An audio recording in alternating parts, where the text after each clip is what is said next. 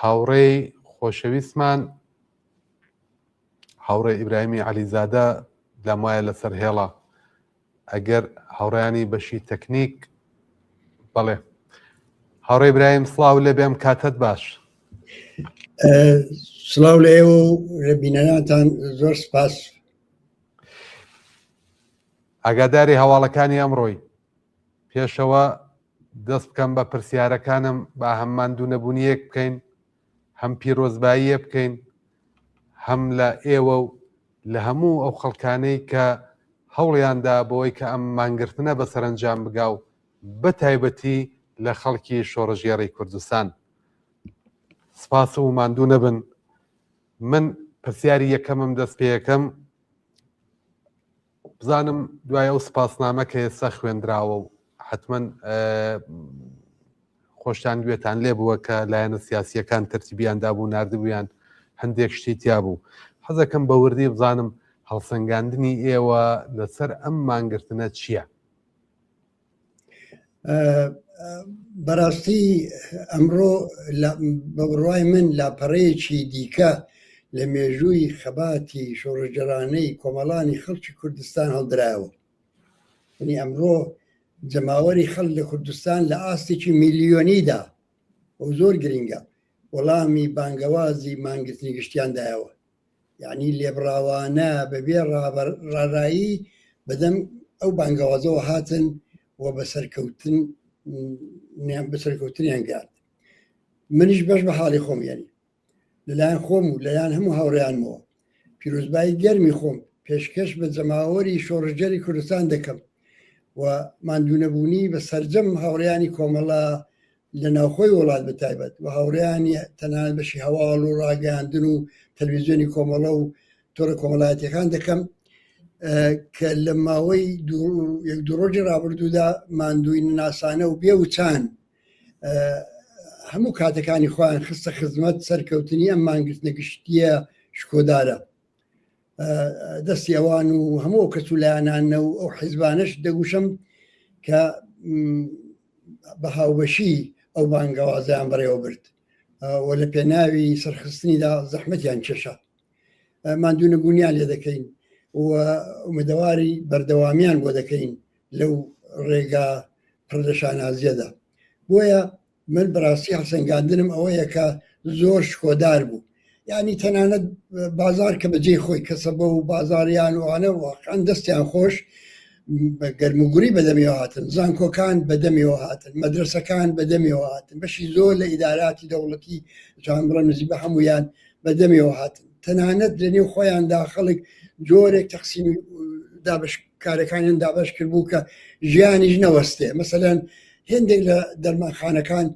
کرابوونەوە، هێندێک لە نانەوەخانەکان بە دانستە کە نانی خەڵک دابین دەکەن کرابوونەوە بۆ شتانی کە زۆر ئۆرژانس و پێویستەوە. نیشانەی دوو واقعیەتە، یەک نیشانەی بە دەربەستبوون و مەسئولبوونە، دوو نیشانەی ڕێکخراوبوون و کاری وشیارانەیە. ئەوەی کە ئەوڕۆ ئێمە دیتمان ئەو تایبەتمەندیانەی پێوە دیار بوو،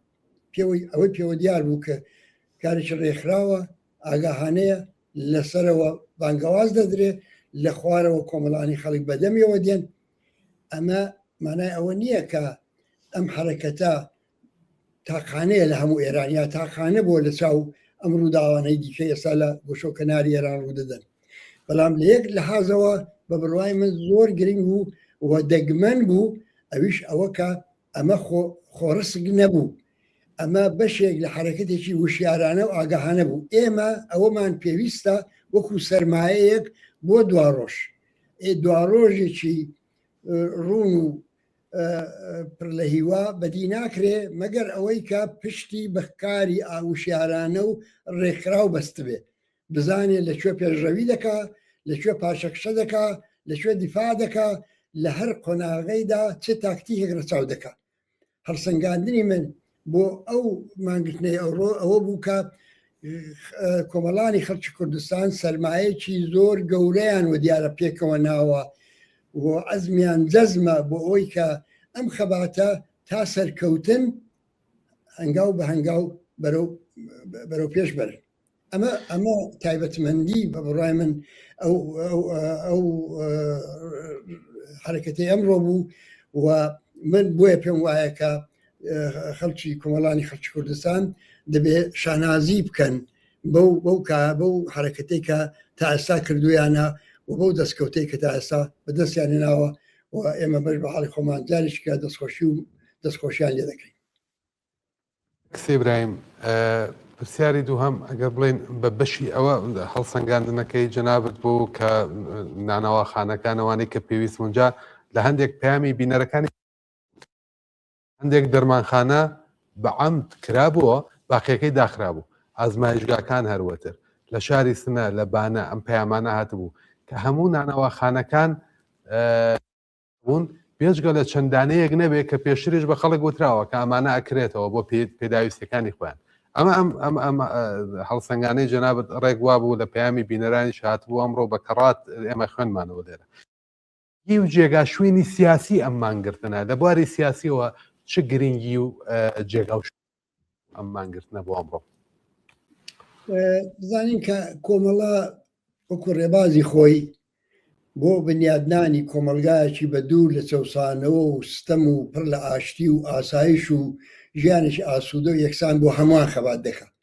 کۆمەلگایەک کە بە پێی دەڵێن کۆمەلگایەکی سۆسیالیستی بەڵام هەوڵدان یەکێک لە هەرە تاکتیک و سیاسەتەکانی کۆمەڵە ئەوەیە کە هەوڵدان بۆ ئەو ئامانجا دەبێت بە کەمترین ئێش و ئازار وەدی بێت بەڕێوە بچێت یعنی هەر بۆیە ئێمە بەردەوام لەسەر ئەو تاکتیک و ڕێکارانە پێداگری دەکەین کە هێزی لە بنەهاتووی جەماوەت دەخاتە کار بۆیە ینی مانگرتنی سیاسی گشتی خۆ دیارە ئەوە مانای ئەوە نییە کە مەسەلەن ئێمە زۆر لەو ئامانجە نزی کردوێتەوە بەڵام ئەوە مانای ئەوەیە کە ئێمە بۆ گەیشتن بۆ ئامانجە ڕێگایەکی دروستمان هەڵبژاردو وە مەسیرێکی دروستدا دەڕۆین یەکێک لەو ڕێکارانە کە ئێستا بەخۆشیەوە بۆتە نەریتێکی جێکەوتوو لە کۆمەلگای کوردستاندا مانگرتنی گشتیە ئەوە کاریگەربوونی خۆی لە بەرابەر کۆماری ئیسلامیدا لە ساڵانی ڕابردوودا بۆ ئیفلیسکردنی هێزی سەرکوتگەر بەکردەوە نیشان داوە دەماوەڕی خەڵکی کوردستان بە گرتنەبەری ئەم شێوازە لە خەباتی مەدەنی تا ئێستا چەندین جار دوژمنیان بەرامبەر بە ئیرادەی یەکگرتوانەی خۆیان بە چۆک داهێناوە بە بڕای من مانگرتنی گشتی ئەمڕۆژ ئەزمونێکی دەوڵەمەند بوو لەو جێهەتەدا و بە تایبەتیش کە ئاکامی کۆدەنگێکی هیوابەخش بوو بۆیە دەبێت مانگرتنی گشتی تەنیا تاکتیک بۆ تەنیا بەسلاح شێوەکارێک نییە کە ئێمە لە پێناوی گەیشتن بە ئامان نەهاییمان گرتومانێتە پێش بەڵام ئەوە نیشان دەدا کە ئێمە ئەو ڕێگایی کە هەڵمان بژاردووە هاوتەری بە دەگەڵ بەرژەوەندیەکانی ئێستا و دواڕۆژی خەڵکی کوردستان و خەڵکی ئێرانیش ینی ئێمە تەنیا هەوڵ نادەین بۆ ئینقلاب و شۆڕش و بۆ دواڕۆژ بەڵکە لە هەمان کادا هەوڵ دەدەین بۆ باشترکردنی ژیانی ئەمڕۆژ خەباتی ئەمڕۆژمان دەبێت زیانی کەمتر بێ دەبێت ئەزمونونەکانی ڕابردووی تا ڕچاوکرابێ ئەوە گرنگی ئەو مانگرتنە لەم دەورەیەدا ئەوەیەوە دیارە ئێمە خۆناغی زۆرمان لەبەرە تا سەرکەوتنی ڕزگار نهایی و ڕزگاری یەکجاری بەڵام لە هەر قۆناغێکدا ئەساسمان لەسەرەوە داناوە کە سەرکەوتن لەگەڵ ئەوەشدا احتیاجی بە هەزینە هەیە احتیاجی بە قوربانیدان هەیە بەڵام بە سیاست و تاکتیک و بۆچوونی ئێمە ئەوە دەبێت لە کامترین ئاسی خۆی دابێت و خەڵی بە کەمترین ئێش و ئازار هەنگاوەکانیان بەرەو سەرکەوتن ببڕن ئەوە بە بڕای من مەسەلێکی گرینگە لەگەڵ ئەوەشدا ئێمە زۆر بە گەرمی پشتیوانی ئەو حرەکەتین کە لە ئاسی هەموو ئێراندا لە گۆڕەدای خەڵک لەسەر شەقامەکان لاوان خەڵکی زەحمەتکێش کرێکاران ژنان هەموو ئەوانەمە دەزانین و بە گەرمیش پشتیوانی ئەو خەواتی بەڵام لە هەمان کادا پێمان خۆشە و هەوڵ دەدەین ئەزمموی خەڵکی کوردستان لە خەباتی جەماوەری لەو نوع و لە ناردنی پەیامی ئاوا بەهێز لە بچۆکداهێنانی دژمن لە کات و ساتی ئاوادا ئەو پەیامە بگا بە هەموو کۆمەڵانی خەڵکی ئێران. هاوڕێ ئیبراهیم، ئەم یەکێک لە ئامانجەکانی ئەم مانگرتنەوە بوو کە پشتیوانی بکە لە ناڕزایەتیەک کە لە ئاسی سەراسەری و لە شارەکانی ئێران هەبووە. هەر ئەم ڕۆژ ناڕزایەتی درێژەی هەبووە لە زۆر لە شارەکانی ئێران، لە شارە بچووکەکانەوە بگرە تا شارە گەورەکان، لە مەشهەدەوە بگرە تا شیروان، هەتا فەسا، هەتا هەمەدان، هەمووی تێکەڵاو بوون، خەڵک دەرگیر بوون لەگەڵ هێزە ئەمنیەکان. دووبارە خوێن ڕۆژاوە، خەڵک دەست بەسەر کراوە. ئەمانە لە ناڕزایەتی هایەکن کە لە ئاستی ئێرانە بەردەوامە. زۆریش پرسیار کراوە، ئێستش پرسیاری من ئەوەیە، هەنگاوگەلی دوایی لە ئەگەری درێژکردنەوەی ناڕزایەتیەکان یا درێژە کێشانی ئەم ناڕزایەتیانە لایەنە سیاسیەکان و خەڵکی جەماوەر دەبێت چ بێ؟ بە بڕای من بەهۆی ئەوە کە تەجربە نیشانی داوە ماگرتنی گشتی تاکتیک و سیاسەتێکی کارایە و کاریگەرە، هەنگاوی بعدی ئێمە ئەوەیە بتوانین ئەم تاکتیکەوە و سیاستە بگوازینەوە بۆ ئاستی سەراسەری،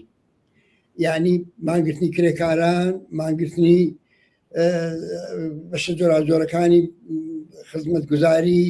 مانگرتنی گشتی بازار و دوکان، مانگرتنی ئیداراتی دەوڵەتی و مانگرتنی بە تایبەت ئەو جەمسەرە بەهێزانەی کە اقتصاد و ئابووری ڕژیم بۆ گرێ خواردووە و هەروەها مانگرتنێکی گشتی سیاسی سەراسەری یا مانگرتن گەلێکی گشتی سەراسەری. ئەگەر ئەو تەجربەیە بگوازرێتەوە بە بڕای من هەم ڕژیم دەکەوێتە ژێر فشارێکی کوشەندەتر و بڕبڕی پشتی وردە وردە دەشکێ و هەمیش خەڵک تەلەفاتی کەمتر دەدا لە مەیدان لە خیابان. شەقام دەبێت تەسەڕف بکرێت، بەڵام بۆ تەسەڕفکردنی شەقام دەبێت مەلزومات فراهەم بێت. بۆ تەسەڕفکردن و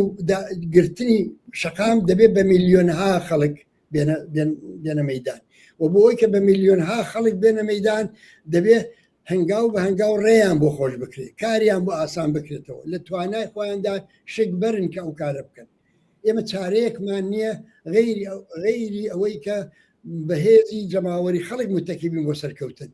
و هێنانە مەیدانی هێزی جەماوەری خەڵکیش پێویستی بە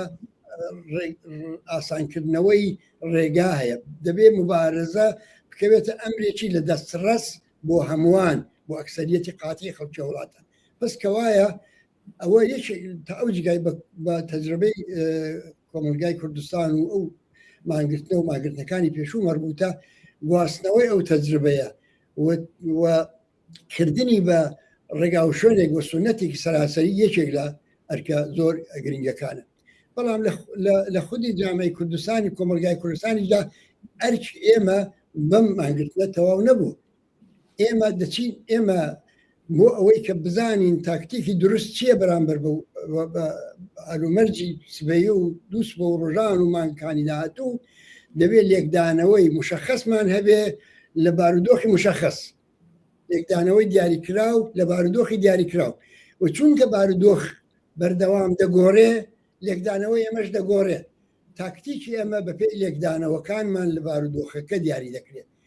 ئێمە ئێستا ناتوانین بڵین سبەینێ یا دووسبەی دقیقاً چه سیاسەتێک و چه تاکتیکێک دەبێت بگرینە بەر، چونکە هێشتا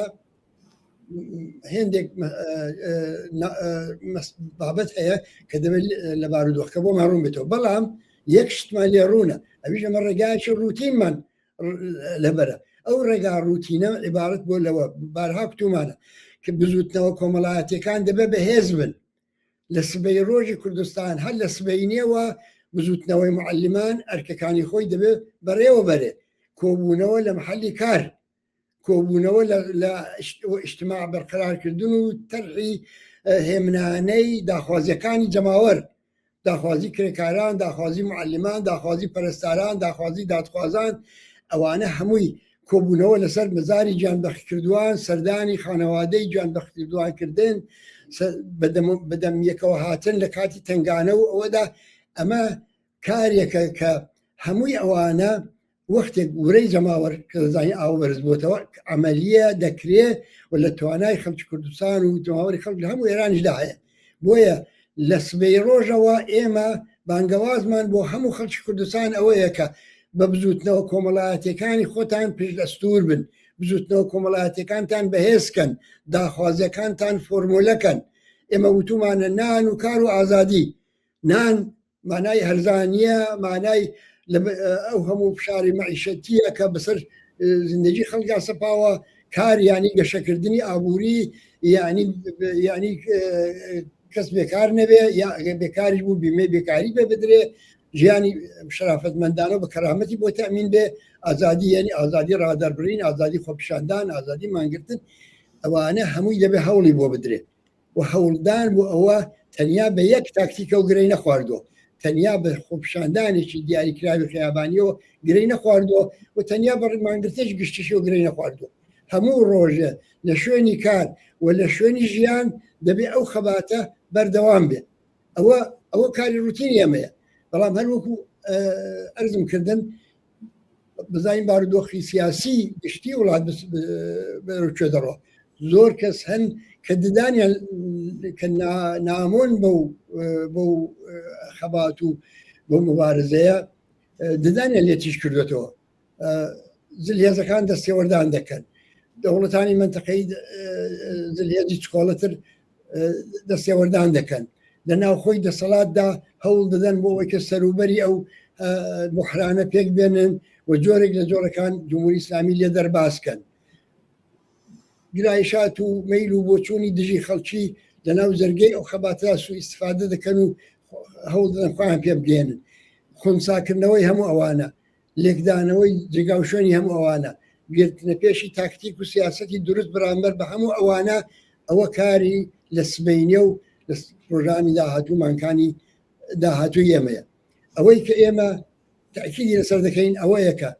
ئەم خەباتە بە شەرتێک پردەستکەوت دەبێ کە تێیدا خەڵک ڕەهبەرانی خۆی بناسێ ڕەهبەرانی خۆی شناسایی بکە بیناسێ بە قسەیان بکەن پێیان پشت دەستور بن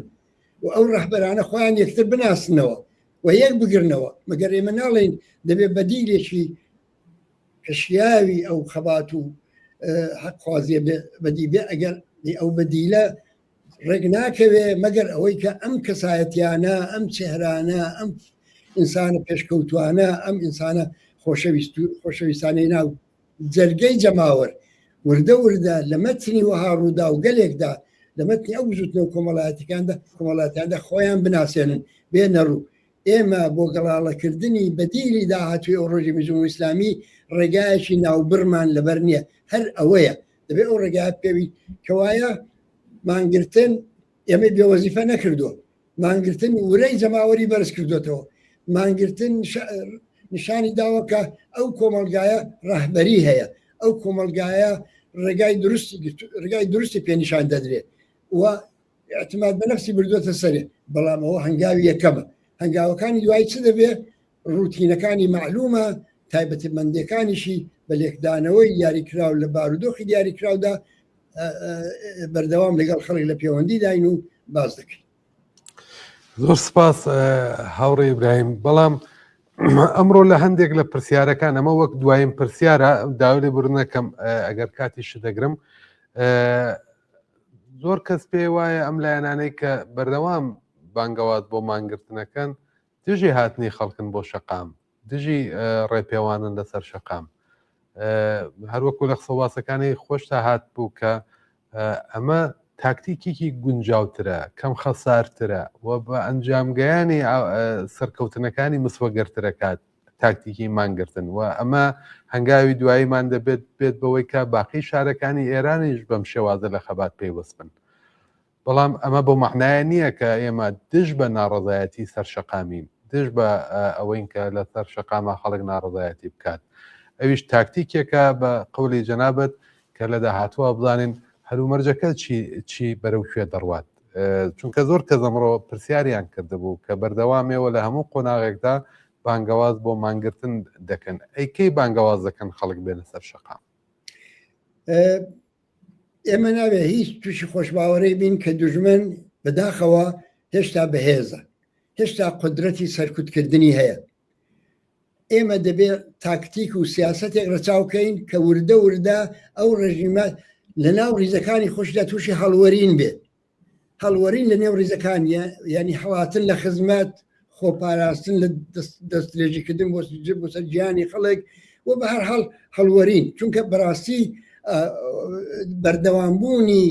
مبارەزاتی خەڵک کۆمەک دەکا بە ئەو هەڵوەرینە و بۆ ئەوەی کە ئەو هەڵوەرینە ببێ بە ئەمری واقع دەبێت ئەو خەباتە بەردەوام بێ، اتحادی خەڵک دەبێت تا درێژماوە بپارێزرێ. بۆیە هاتنە سەر شەقام ممکنە لە شارێک لە ڕۆژێکدا بکرێ بە پێی لێکدانەوەی مشەخەسی ڕەهبەرانێک کە خەڵک ئەتمادیان پێ دەکەن لەو شارە لەو گەڕەکە لەو ساتە وەختە دیاریکراوەدا. ئەگەر من دەڵێم دەبێ ڕەهبەران بناسرێن ئێعتمادیان پێ بکرێ و خۆیان دەرخەن بۆ ئەوەیە کە بتوانن تەشخیصی ئەوە بدەن لەکوێ چ کارێک پێویستە. ئەوە کاری ئێمە نییە کە لە ئاستی سەراسەریدا بڵین دوژمن چاپۆشی بکەن لەوەی کە دوژمن سەرکوتگەرە، دوژمن دەڕندەیە بڕژێنە سەر خیابان. ئەوە کاری ڕەهبەرانی محەلیە، تێکۆشەرانێکە کە بارودۆخی هەر گەڕەچێک، هەر شارێک، هەر زانکۆیەک، هەر مەدرسەیەک، هەر شوێنی هەر کارگایەک بارودۆخی لێک دەدەنەوە و تەشخیص دەدەن ئێستا مەسەلەن سەنگەربەندی لە ناو کارگا پێویستە یا ئێستا هاتنە سەر شەقام، ئێستا کۆبوونەوە لەبەر دەرگای ئیدارەی فڵان پێویستە یا ڕێپێوان فڵانە شەقام. ئەمە کارێک نییە کە لە دەستور خارج بکرێت، بەڵام کارێکە کە ڕەهبەرانی محەلی و ڕەهبەرانی جێگای متمانە کە خۆشبەختانە خەریکن پەروەردە دەبن و هەن لە محەلدا تەسمیم وەدەگرن تا ئەو جێگای کە کوردستان مەربوتە لەبەر ئەوەی کە کوردستان وڵاتێکە حزبیە، یعنی بەو معناکە ساختارێکی حزبی ساڵی ئەوەی بخۆیەوە گرتووە، تەشخیصی ئەوەی کە لە چ مەقطعێکدا چ کارێک پێویستە بۆ ئەحزابی سیاسی بەهۆی پەیوەندی چروپڕ و گەرموگوڕیان دەگەڵ خەڵکو و نزیکبوونەوەیان لە جەماوەر و دانەبرانێن لە جەماوەر و هەجملە بۆ کۆمەڵا ئاسانە. ئێمە دەسیوە بدەین کە ئێستا بۆ نمونە لە شاری سنە چ خەبەرە، بەڵام بەو حاڵەشەوە ئێمە بەبێ پرسی هاوڕێیانمان وە تێکۆشەران و کەسانی جێئتیبار لە ناوەوەی وڵات هیچ بڕیارێکمان نەداوە. یعنی دوای ئەوەی کە کەڕا لە چەند ڕۆژی ڕابردوودا پرسیارمان کردو بە هەموو شێوەیەک و ڕێی ئەوانمان وەرگرتووە و ئیمکان پەزیری و مفیدبوون و بەکەڵیبوونی ئەو تاکتیکەمان لێ حاڵی بووە جا ئەو جار چوونە پای ئەوەی کە بچین دەگەڵ ئەوانی دیکەش ئەڵبەتە بڕیاریمان گرتنێکی ئاوا بدەین. لەبەرەوە نەخێر ئێمە هاتنە سەر شەقام لە دەستور خارج ناکەین، بەڵام هاتنە سەر شەقام بەبێ ئەوەی نابێ تووشی ئەو تەوهمە بین کە دوژمن دەستمان لێ دەپارێزێ. هاتنە سەر شەقام حاصڵی جۆرێک لە هاوسەنجی هێزە، جۆرێک لە دموکراسیە کە بە دوژمن تەحمیل بوو بێ. دوژمن بە هەر دەلیلێک نەتوانێت لە مەقطعێکدا سەرکوتکە. ئەوەی کە ئەرزم کردی لێکدانەوەی مشەخەز لە تاکتیکی مشەخەز، لێکدانەوەی مشەخەز لە بارودۆخی مشەخەز ئەوەی دیاریکراوە دقیقەن بۆ ئەوەیە ئێمە دەبێت هەمیشە ئەو شتە کۆنکرێتان لەبەرچاو بگرین بە پێی لێکدانەوەکەمان سیاست تا بڕێژین، نەک بە پێی ئارەزۆکانمان. زۆر باشە، زۆر بەڕێز. ئیبراهیمی عەلیزادە دەبیر ئەوڵی کۆمەڵە ڕێکخراوی کوردستانی حزبی کۆمۆنیستی ئێران، سپاس بۆی کە لەگەڵمان نابووی، سپاس بۆی قبوڵی زەحمەتت کرد. جارێکی تر ماندوو نەبی و هیوایت سەرکەوتن. زۆر سپاس بۆ ئێوەش ماندوو نەبن. سپاس.